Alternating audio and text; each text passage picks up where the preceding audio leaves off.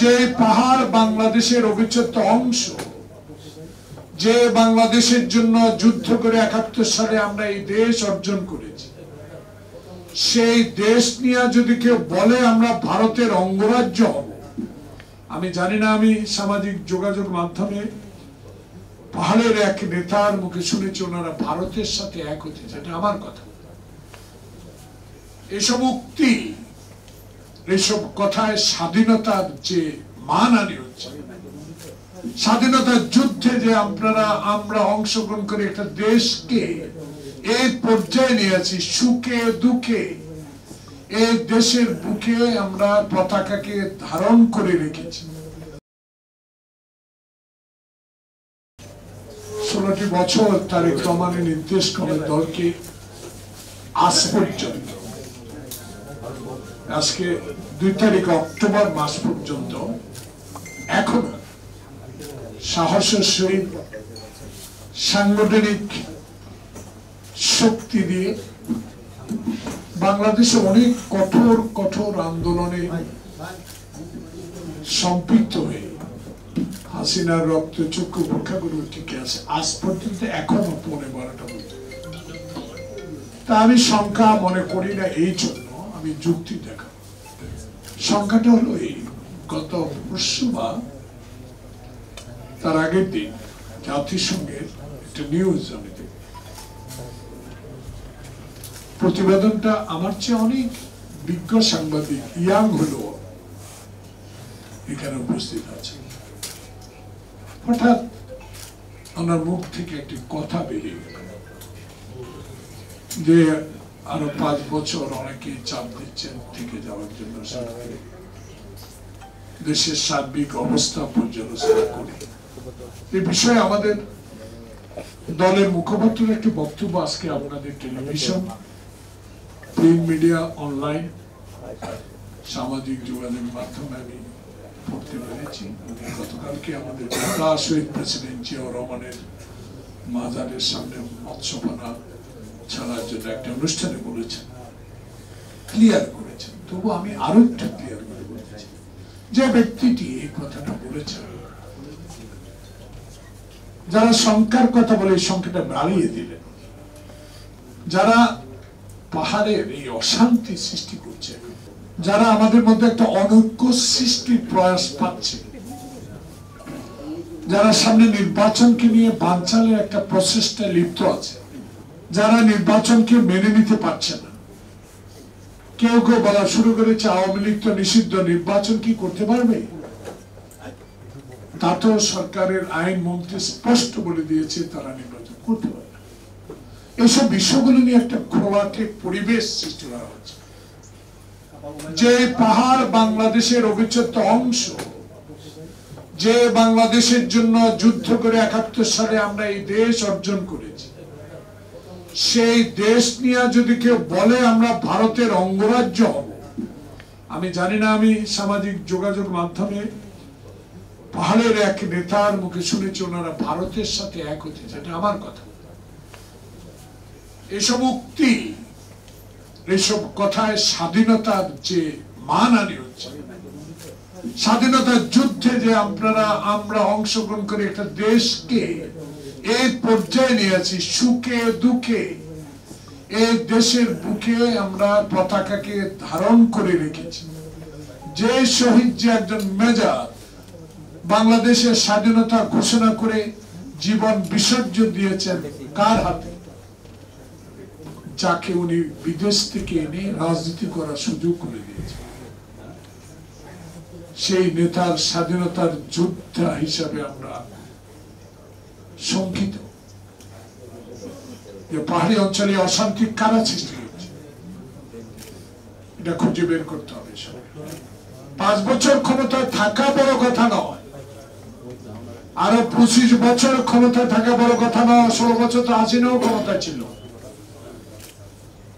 ক্ষমতা থাকা অর্থ জনগণের স্বার্থ জলাঞ্জলি কোনো কাজ হচ্ছে কিনা সেটা দেখা, বাংলাদেশের মানুষ সুখে আছে কিনা সেটা দেখা, বাংলাদেশের মানুষ ক্রয় ক্ষমতার মধ্যে তার নিত্য প্রয়োজনীয় জিনিস কিনতে পারছে কিনা সেটা দেখা, বাংলাদেশে আইন শৃঙ্খলার পরিস্থিতি ঠিক আছে কিনা সেটা দেখা।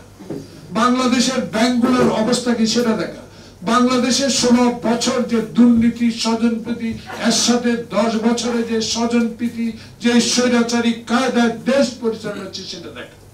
তাহলে আপনাকে ছাত্র জনতার মুগ্ধ ওয়াসিম খোকনের যে রক্তের বিনিময়ে শয়ে লোকের আত্মত্যাগের বিনিময়ে 5 আগস্ট যে সংগঠিত হলো, হাসিনা চলে গেল, আপনি 1 বছর আজ কয় মাস ক্ষমতায়, এখন আপনার উপর এত চাপ জনগণ কেন দিচ্ছে আপনাকে 5 বছর রাখার জন্য? এখান থেকেই সেনবাগ জাতীয়তাবাদী ফোরামের পক্ষ থেকে, অর্থাৎ সেনবাগস্থ এই ফোরাম থেকে আমি আপনাদের মাধ্যমে মাননীয় প্রধান উপদেষ্টার কাছে যদি সত্যি এটা বলে থাকেন, তাহলে আপনার কাছে আপনি প্রশ্ন, 1 বছর 3 মাসে কত লোক সন্ত্রাসীর কারণে জীবন দিতে হয়েছে? আপনি আওয়ামী লীগের কত হাজার হাজার কোটি টাকা বিদেশে পাচার করেছে, সেটা কত টাকা আনতে পেরেছে? ব্যাংকগুলোর অবস্থা এত করুন কেন? আপনি তো একজন গ্রহণযোগ্য ব্যক্তি, আপনাকে সম্মান করি, শ্রদ্ধা করি, আপনার প্রতি আত্মবিশ্বাস আছে বিধে আমাদের দল এখনো বলে যে কোনো বিষয় হোক আপনার সাথে আছি, থাকবো। কিন্তু প্রশ্ন হলো, এই কথা বলাতে একটু মর্মাহত হয়েছে। আপনি তো গ্রহণযোগ্য ব্যক্তি, আপনি দেখেন তো 1 বছর কয়েক মাসে আপনি বিদেশে যখন গেলেন কত টাকা এই দেশে ইনভেস্ট হলো, কত টাকা আনতে পারলেন, আপনার এত বন্ধু, এত গ্রহণযোগ্য। তাহলে আরো 5 বছর যদি আপনাকে জনগণ রেখেই দেয়, তাহলে কি 1 বছরের মতোই চলবে? এই বিষয়গুলো আরো গভীর ভাবে আমাদেরকে দেখতে হবে। তা আমি আমাদের দলের মুখপাত্র এই কথার সাথে একমত করি।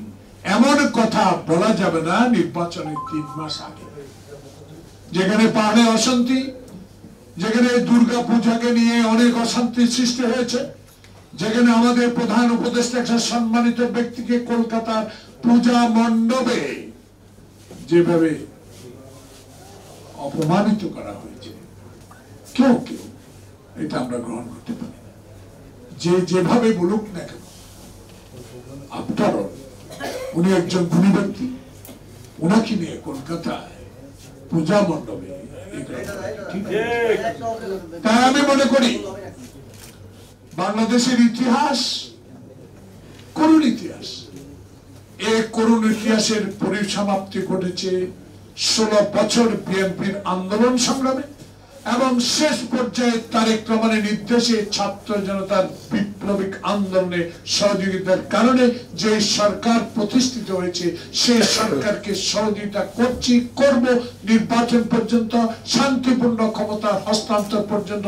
যে দলে 1991 সালের মতো একটা নির্বাচন যদি এদেশে অনুষ্ঠিত হয়, সেই নির্বাচনে যে দলেই সংখ্যাগরিষ্ঠ অর্জন করুক না, সংসদে যাক, সেই দলকে আমরা সমর্থন করি।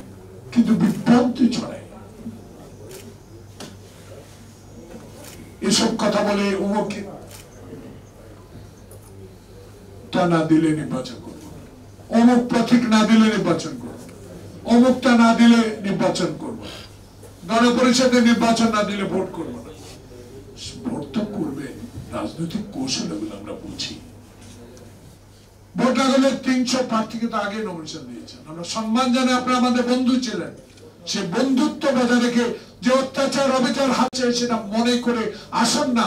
জনতার যে ঐক্য আমরা গঠন করেছি, আপনারাও করেছেন, সে ঐক্যকে বিনষ্ট করার প্রয়াসকে আরো শক্তিশালী, হাসিনার হাতকে, এই ফ্যাসিস্টের হাতকে আরো শক্তিশালী না করার জন্য আমাদের যে ঐক্য, সেই ঐক্যকে আরো জোর করা তুলে রাখতে। সকলের তো একটাই আসে, একটা নির্বাচন, সকলেরই ইচ্ছা একটা নির্বাচন। 16 বছর কেউ নির্বাচনে ভোট দিতে পারেন, 14 ভোট দিতে পারেন নাই, 18-তে ভোট দিতে পারেন নাই, 24-এ ভোট দিতে পারেন নাই। এখন তো আমাদের একটা ভোটের ব্যবস্থা করছেন, সেই মূর্তি দেশে অশান্তি সৃষ্টির প্রয়াসের পেছনে একমাত্র শক্তি আওয়ামী লীগ আর ভারত। যে ভারত প্রতিনিয়ত আমার বর্ডারে গুলি করে, মানুষ মারে আর পুশিং করে, বাংলায় কথা বললে বাংলাদেশি পুশিং করছে। তা আপনি কিসের বন্ধু, কিসের বন্ধু আপনি? যদি বন্ধু হতেন আমার পদ্মা শুকিয়ে গেল কেন? যদি আপনি বন্ধু হতেন আমার ফারাক্কা বাদ কেন? যদি আপনি বন্ধু হন তিস্তায় কেন পারি নাই? যদি আপনি বন্ধু হন আপনার দেশে গণতন্ত্র থাকবে, আমার দেশে গণতন্ত্রকে আপনি হস্তক্ষেপ করবেন, এটা কি চলতে পারে? এটা চলতে পারে না। তাই আমরা জানি ৭১ সালে যুদ্ধের পর সে ঘটনা থাকার সৌভাগ্য আমার হয়েছে। কোটি কোটি টাকার অস্ত্র লুট করে নিয়ে গেলেন, গার্মেন্টস ফ্যাক্টরির সমস্ত মেশিনারি নিয়ে গেলেন। তার বিরুদ্ধে কথা বললে মেজর জলিল যায় জেলে।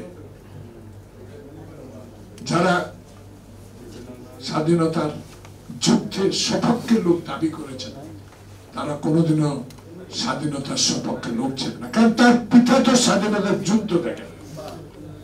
যিনি স্বাধীনতার সপক্ষে তার বাবাকে প্রতিষ্ঠিত করার জন্য গ্রাম থেকে পাড়া, পাড়া থেকে মহল্লা, মহল্লা থেকে উপজেলা, পৌরসভা, সদর, বিভাগ, কেন্দ্রে বাবা বাবা শেখ মুজিব। তার বাবা তো যুদ্ধে নেই, তার বাবা তো গণতন্ত্র হত্যা করছে। তাকে অনুসরণ করেই তো আপনি 16 বছর বাংলাদেশের মানুষের টুটি চেপে ধরে গণতন্ত্র হত্যা করে সাংবাদিকদের জীবন বিসর্জন করে যারা নিউজ করতো তাদেরকে জেলে রেখে সংবাদপত্রের স্বাধীনতা হস্তক্ষেপ করে আপনি বাংলাদেশ পরিচালনা করছেন। changeTV.press, এক ফোঁটা হলুদ নেই।